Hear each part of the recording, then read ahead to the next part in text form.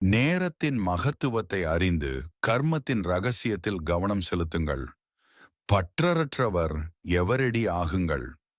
இன்று அனைத்து பொக்கிஷங்களின் வள்ளல், ஞான பொக்கிஷம், சக்திகளின் பொக்கிஷம், அனைத்து குணங்களின் பொக்கிஷம், சிரேஷ்ட சங்கல்பங்களின் பொக்கிஷம் கொடுக்கக்கூடிய பாப்தாதா தனது நாலாபுறங்களிலும் உள்ள பொக்கிஷங்களுக்கு குழந்தை மற்றும் எஜமானர், அதிகாரி குழந்தைகளை பார்த்து கொண்டிருக்கின்றார். அகண்ட பொக்கிஷங்களுக்கு எஜமானரான தந்தை அனைத்து குழந்தைகளையும் அனைத்து பொக்கிஷங்களிலும் நிறைந்தவர்களாக ஆக்கிக் கொண்டிருக்கின்றார். ஒவ்வொருவருக்கும் அனைத்து பொக்கிஷங்களையும் கொடுக்கின்றார். சிலருக்கு குறைவாக, சிலருக்கு அதிகமாக கொடுப்பது கிடையாது. ஏனெனில் அகண்ட பொக்கிஷமாகும். நாலாபுறங்களிலும் உள்ள குழந்தைகளும் பாப்தாதாவின் கண்களில் கலந்திருக்கின்றனர். அனைத்து பொக்கிஷங்களிலும் நிறைந்து மகிழ்ச்சி அடைந்து கொண்டிருக்கின்றனர். இன்றைய காலகட்டத்தின்படி அனைத்தையும் விட விலைமதிப்பற்ற சிரேஷ்ட பொக்கிஷம் புருஷோத்தம சங்கமயுகத்தின் நேரமாகும். ஏனெனில் இந்த சங்கமத்தில்தான் முழுகல்பத்தின் பலனை உருவாக்க முடியும். இந்த சிறிய யுகத்தின் பலன் மற்றும் பலன்படி ஒரு வினாடிக்கான மதிப்பு ஓராண்டிற்கு சமமாகும்.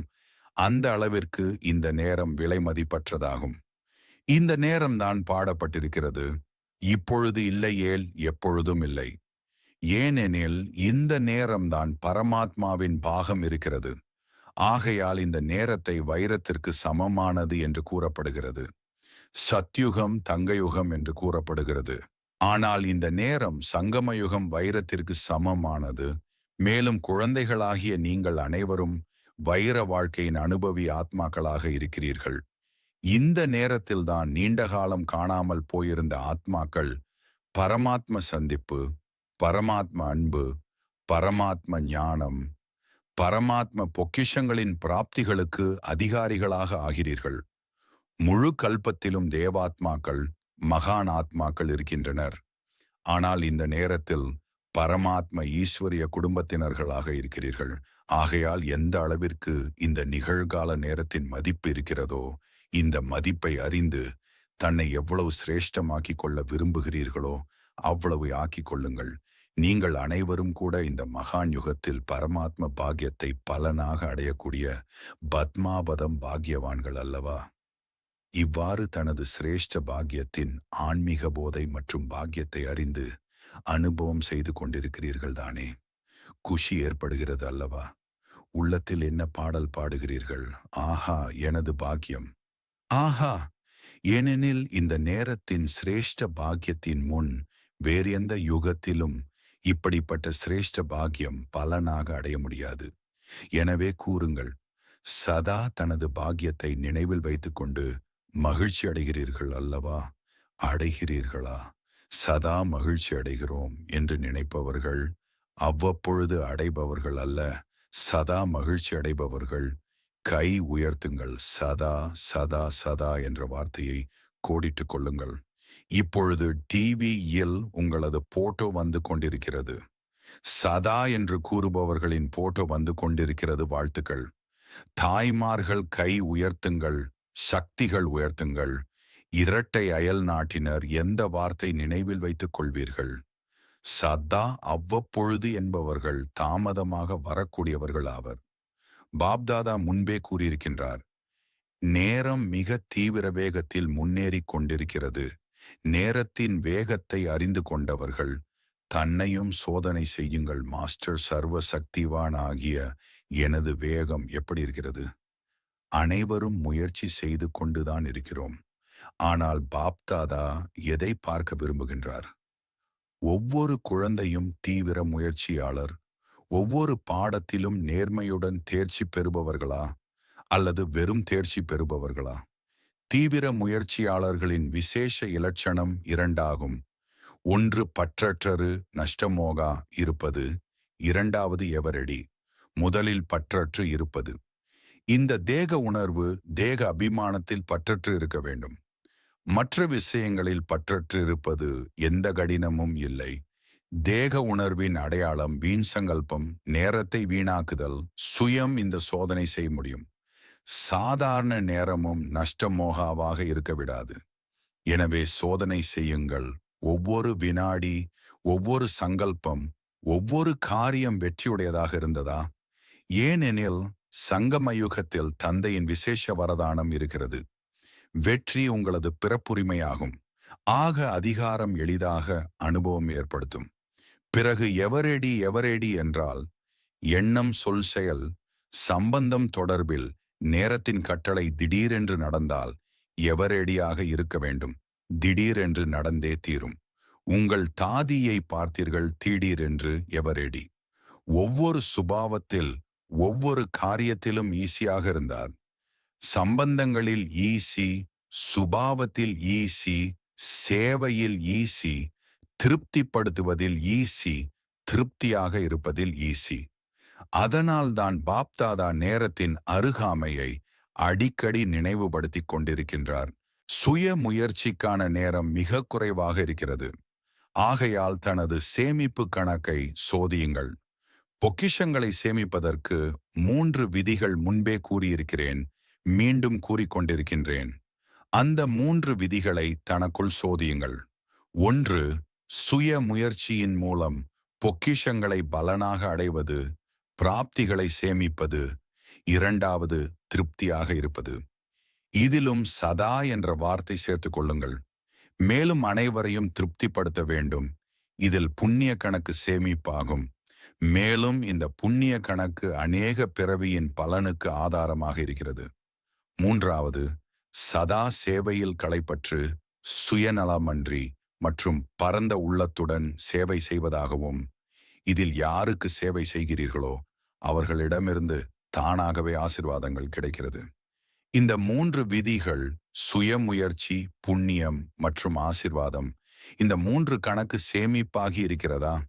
திடீரென்று ஏதாவது சோதனை வந்தால் மதிப்புடன் தேர்ச்சி பெற முடியுமா என்று சோதனை செய்யுங்கள். ஏனெனில் இன்றைய காலகட்டத்தின்படி இயற்கையின் சிறிய சிறிய பிரச்சனைகளும் எப்பொழுது வேண்டுமென்றாலும் வரக்கூடும். ஆகையால் கர்மத்தின் ரகசியத்தின் மீது விசேஷ கவனம் செலுத்துங்கள். கர்மத்தின் ரகசியம் மிகவும் ஆழமானது. எவ்வாறு நாடகத்தின் மீது கவனம் இருக்கிறதோ, ஆன்மீக சொரூபத்தின் மீது கவனம் இருக்கிறதோ, தாரணையின் மீது கவனம் இருக்கிறதோ, அதே போன்று கர்மத்தின் ரகசியத்தின் மீதும் கவனம் செலுத்துவதும் அவசியமாகும். சாதாரண காரியம், சாதாரண நேரம், சாதாரண சங்கல்பம், இவைகளின் மூலம் பிராப்திகளில் வித்தியாசம் ஏற்பட்டு விடுகிறது. இந்த நேரத்தில் நீங்கள் அனைவரும் முயற்சியாளர்களாக இருக்கிறீர்கள். சிரேஷ்டமான விசேஷ ஆத்மாக்களாக இருக்கிறீர்கள். சாதாரண ஆத்மாக்கள் அல்ல. உலக நன்மைக்கு நிமித்தமாக, உலக மாற்றத்திற்கு நிமித்த ஆத்மாக்களாக இருக்கிறீர்கள். தன்னை மட்டுமே மாற்றிக்கொள்பவர்கள் அல்ல. உலக மாற்றத்திற்கான பொறுப்பு இருக்கிறது. ஆகையால் தனது சிரேஷ்ட சுவமானத்தின் நினைவு சொரூபமாக ஆகியே தீர வேண்டும். அனைவருக்கும் பாப்தாதா மற்றும் சேவையின் மீது அதிக அன்பு இருப்பதை பாப்தாதா பார்த்தார். சேவைக்கான சூழ்நிலை நாலாபுறங்களிலும் ஏதாவது ஒரு திட்டத்தின்படி நடைபெற்று கொண்டிருக்கிறது. கூடவே இப்பொழுது நேரத்தின் அனுசாரம் துக்கத்தில் இருக்கும், ஆசாந்தியில் இருக்கும் உலக ஆத்மாக்களுக்கு துக்கத்திலிருந்து ஆசாந்தியிலிருந்து விடுவிப்பதற்கு தனது சக்திகளின் மூலம் சகாஷ் கொடுங்கள். எவ்வாறு இயற்கையின் சூரியன் சகாஷ் கொடுத்து இருளை தூரமாக்கி வெளிச்சத்தில் கொண்டு வருகிறதோ, தனது கிரணங்களின் மூலம் ஏதாவது பொருட்களை மாற்றி விடுகிறதோ, அதே போன்று மாஸ்டர் ஞான சூரியனாகி பிராப்தியாக அடைந்த சுகம் சாந்தியின் கிரணங்களின் மூலம் சகாஷ் மூலம் துக்கம் அசாந்தியிலிருந்து முக்தியாக்குங்கள். மனசா சேவையின் மூலம் சக்திசாலியான விருத்தியின் மூலம் வாயு மண்டலத்தை மாற்றுங்கள். எனவே இப்போது மனசா சேவை செய்யுங்கள். எவ்வாறு வார்த்தைகளின் சேவையை விரிவாக செய்தீர்களோ அதே போன்று மனதின் சக்தியின் மூலம் ஆத்மாக்களுக்குள் மகிழ்ச்சி மற்றும் நம்பிக்கையின் அலைகளை பரப்புங்கள். இந்த ஆண்டு மகிழ்ச்சி மற்றும் நம்பிக்கை என்ற தலைப்பு வைத்திருக்கிறீர்கள். அதன்படி தைரியம் ஏற்படுத்துங்கள். ஆர்வம், உற்சாகம் ஏற்படுத்துங்கள். தந்தையின் ஆஸ்தி மூலம் துக்கம் அசாந்தியிலிருந்து முக்தி கொடுங்கள். இப்பொழுது அவசியமானது அதிகம் சகாஷ் கொடுப்பதாகும். இந்த சேவையின் மனதை பிஸியாக வைத்துக் கொண்டால் மாயாஜீத் வெற்றி ஆத்மாவாக தானாகவே ஆகிவிடுவீர்கள். மற்றபடி சிறிய சிறிய விஷயங்கள் சாலை ஓர காட்சிகளாகும். சாலை ஓர காட்சிகளில் சில நல்ல காட்சிகளும் வரும், சில கெட்ட காட்சிகளும் வரும். எனவே சாலை ஓர காட்சிகளை கடந்து சென்று லட்சியத்தை அடைய வேண்டும். சாலை ஓர காட்சிகளை பார்ப்பதற்கு பார்வையாளர், சாட்சி என்ற இருக்கையில் செட் ஆகிவிடுங்கள் போதும். பிறகு சாலை ஓர காட்சிகள் விளையாட்டாக ஆகிவிடும். ஆக எவரடி தானே. நாளையே ஏதாவது நடந்துவிட்டால் எவரடியாக இருக்கிறீர்களா? முதல் வரிசையில் உள்ளவர்கள் எவரடியாக இருக்கிறீர்களா? நாளையே ஏதாவது ஆகிவிட்டால் ஆசிரியர்கள் தயாராக இருந்தால் நல்லது. இந்த வர்க்கத்தினர் தயாராக இருக்கின்றனர். எத்தனை வர்க்கத்தினர் வந்திருக்கிறீர்களோ எவரடி? யோசியுங்கள். தாதிகளே பாருங்கள். அனைவரும் கை அசைத்துக் கொண்டிருப்பதை பார்த்து கொண்டிருக்கிறீர்களா? நல்லது, வாழ்த்துக்கள். ஒருவேளை இல்லை என்றாலும் இன்று இரவிற்குள் ஆகிவிடுங்கள். ஏனெனில் நேரம் உங்களை எதிர்பார்த்து கொண்டிருக்கிறது. பாப்தாதா முக்திக்கான கதவு திறப்பதற்காக எதிர்பார்த்து கொண்டிருக்கின்றார். அட்வான்ஸ் பார்ட்டி உங்களை வரவேற்றுக் கொண்டிருக்கிறார்கள். என்ன செய்ய முடியாது மாஸ்டர், சர்வ சக்திவான்களாக இருக்கிறீர்கள். இது செய்ய வேண்டும், இது செய்யக்கூடாது என்று திட சங்கல்பம் செய்தால் போதும். செய்யக்கூடாது எனில் திட சங்கல்பம் செய்யக்கூடாது என்பதை செய்யாமல் இருந்து காட்டுங்கள். மாஸ்டர்களாக இருக்கவே இருக்கிறீர்கள் தானே? நல்லது. இப்பொழுது முதல் முறையாக யார் வந்திருக்கிறீர்கள்? முதல் முறை வந்தவர்கள் கை உயர்த்துங்கள். உயர்வாக கை உயர்த்துங்கள். அசையுங்கள். இவ்வளவு பேர் வந்திருக்கிறீர்கள். நல்லது. யாரெல்லாம் முதல் முறை வந்திருக்கிறீர்களோ அவர்களுக்கு பல கோடி மடங்கு வாழ்த்துக்கள். வாழ்த்துக்கள். பாப்தாதா குஷி அடைகின்றார். கல்பத்திற்கு முந்தைய குழந்தை மீண்டும் தனது குடும்பத்தில் வந்து சேர்ந்துவிட்டது. ஆகையால் இப்பொழுது கடைசியில் வந்தவர்கள் அதிசயம் செய்து காட்டுங்கள். கடைசியில் இருந்து விடக்கூடாது. கடைசியில் வந்திருக்கிறீர்கள், ஆனால் கடைசியில் இருந்து விடக்கூடாது. முன்னோக்கி செல்ல வேண்டும். இதற்கு தீவிர முயற்சி செய்ய வேண்டியிருக்கும். தைரியம் இருக்கிறது தானே? தைரியம் இருக்கிறதா? நல்லது. தைரியமான குழந்தைகளுக்கு பாப்தாதா மற்றும் குடும்பத்தின் உதவி கிடைக்கும். நன்றாக இருக்கிறது. ஏனெனில் குழந்தைகள் வீட்டின் அலங்காரமாகும். எனவே யாரெல்லாம் வந்திருக்கிறீர்களோ அவர்கள் மதுவனத்தின் அலங்காரமாகும். நல்லது. சேவைக்கான பொறுப்பு போபால் மண்டலமாகும். நல்லது. பலர் வந்திருக்கிறீர்கள். கொடி அசைத்துக் கொண்டிருக்கிறார்கள். நன்றாக இருக்கிறது. பொன்னான வாய்ப்பு கிடைத்திருக்கிறது அல்லவா? சேவையின் பொருட்டு யாரெல்லாம் வந்திருக்கிறீர்களோ அவர்கள் அனைவரிடத்திலும் சேவையின் பலன், அதீந்திரிய சுகத்தின் அனுபவம் செய்தீர்களா? செய்தீர்களா? ஆம் என்பதற்கு இப்பொழுது கொடி அசையுங்கள். நல்லது. இப்பொழுது அதீந்திரிய சுகத்தின் அனுபவம் செய்தீர்கள். இது சதாகாலமும் இருக்குமா, இல்லது சிறிது காலத்திற்கு மட்டுமே இருக்குமா? யார் மனதார உறுதிமொழி செய்கிறார்களோ பிறரை பார்த்து கை உயர்த்துபவர்களாக இருக்கக்கூடாது. நான் இந்த பிராப்தியை சதாகாலமும் வைத்திருப்பேன், விக்ன விநாசகாவேன் என்று மனதார நினைப்பவர்கள் கொடி அசையுங்கள். நல்லது. பாருங்கள், நீங்க டிவியில் வந்து கொண்டிருக்கிறீர்கள். பிறகு டிவியின் போட்டோ அனுப்புவோம். நல்லது.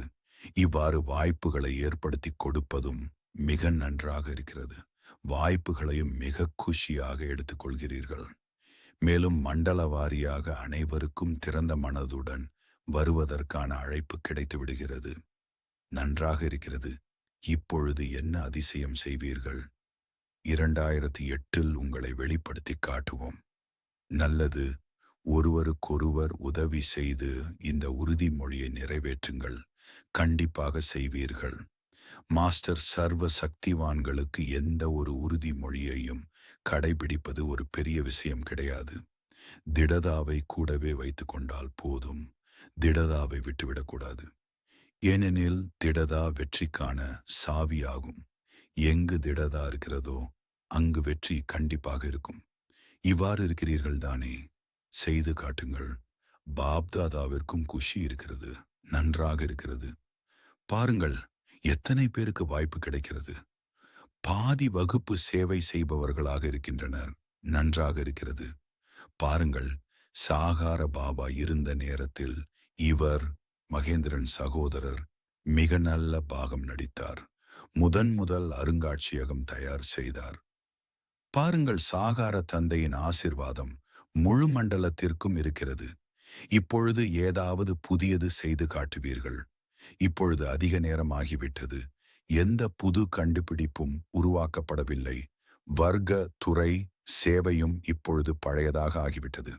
கண்காட்சி, மேளா, மாநாடு, அன்பு சந்திப்பு போன்ற அனைத்தும் செய்துவிட்டீர்கள். இப்பொழுது வேறு ஏதாவது புதிதாக உருவாக்குங்கள். சுருக்கமாக மற்றும் இனிமையாக, செலவு குறைவாக மற்றும் அதிக சேவை. ராய் பகதூர் அல்லவா? எனவே ராய் பகதூர் புது வழிகளை உருவாக்குங்கள். எவ்வாறு கண்காட்சிகளை உருவாக்கினீர்கள், பிறகு மேளா உருவாக்கினீர்கள், பிறகு துறை சேவை உருவாக்கினீர்கள். இவ்வாறு ஏதாவது புது கண்டுபிடிப்பு உருவாக்குங்கள். யார் நிமித்தமாகிறார்கள் என்பதை பார்க்கிறோம். நன்றாக இருக்கிறது. தைரியமுடையவர்களாக இருக்கிறீர்கள். ஆகையால் தைரியத்துடன் இருப்பவர்களுக்கு பாப்தாதா முன்கூட்டியே சதா உதவி செய்வதற்கான வாழ்த்துக்கள் கொடுத்து கொண்டிருக்கின்றார். நல்லது. இப்பொழுது ஒரு வினாடியில் அனைத்து மிக இனிமையிலும் இனிமையான அமைதி நிலையின் அனுபவத்தில் மூழ்கிவிடுங்கள். பாப்தாதா ட்ரில் செய்வித்தார். நல்லது. நாலாபுறங்களிலும் உள்ள அனைத்து தீவிர முயற்சியாளர்கள் சதா திட சங்கல்பத்தின் மூலம் வெற்றியை பிராப்தியாக அடையக்கூடிய சதா வெற்றியின் திலகதாரிகள், பாப்தாதாவின் இதய சிம்மாசனதாரிகளுக்கு, இரட்டை கிரீடதாரிகளுக்கு, விஸ்வ கல்யாணகாரி, சதா லட்சியம் மற்றும் லட்சணத்தை சமமாக்கக்கூடிய பரமாத்ம அன்பில் வளரக்கூடிய அப்படிப்பட்ட சர்வ சிரேஷ்டமான குழந்தைகளுக்கு பாப்தாதாவின் அன்பு நினைவுகள், உள்ளபூர்வமான ஆசிர்வாதங்கள் மற்றும் நமஸ்தே தாதிகளுடன். குழந்தை ஆஜராகி இருக்கிறது எனில் தந்தையும் ஆஜராகத்தான் இருக்கின்றார். தந்தை குழந்தைகளிடமிருந்து தூர விலக முடியாது. குழந்தைகளும் தந்தையிடமிருந்து தூர விலக முடியாது. கூடவே இருப்பேன், கூடவே செல்வேன்.